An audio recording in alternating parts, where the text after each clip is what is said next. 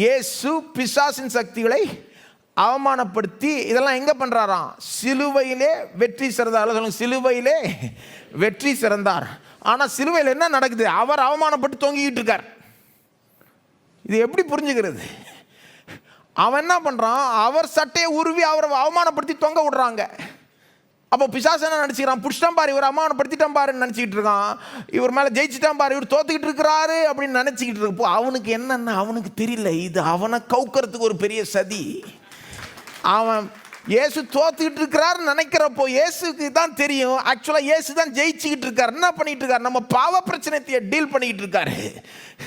நம்ம பாவ பிரச்சனையை டீல் பண்ணிட்டார்னா இவன் அவ்வளோதான் காலி. இவன் ஆக்சுவலாக தோத்துக்கிட்டு இருக்கிறான். ப்ராசஸில் இருக்குது. எல்லாம் சொல்லுங்கள், ப்ராசஸில் இருக்குது. என்ன ப்ராசஸில் இருக்குது? வெற்றி ப்ராசஸில் இருக்குங்க, தோல்வி கிடையாது. பிசாசு கண்ணுக்கு தோல்வியாய் தெரிகிறது ஆக்சுவலாக வெற்றி. வெற்றி பெற்று கொண்டு இருக்கிறார். He is triumphing on the cross. In the cross he is actually triumphing. இது கண்கள் இருக்கிறவங்களுக்கு தான் தெரியும். பிசாசை கவுத்து கொண்டு இருக்கிறார். அவனுக்கு தெரில. எப்போ தெரிய வரும்? உயிர் தெழுதல். அப்போ தான் தெரிய வரும். எப்போ தெரிய வரும் பிசாசுக்கு?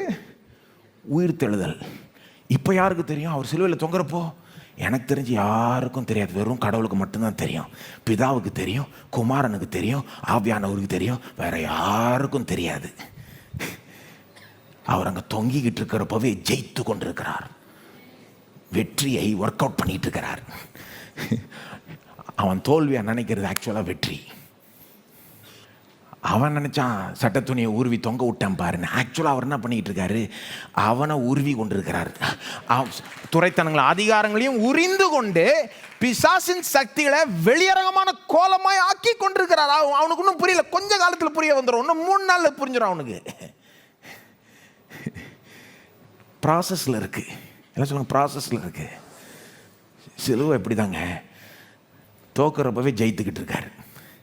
ஒரு விதமாக சொல்ல போனால் அவமானப்படுறப்போவே மகிமைப்பட்டு கொண்டிருக்கிறார்.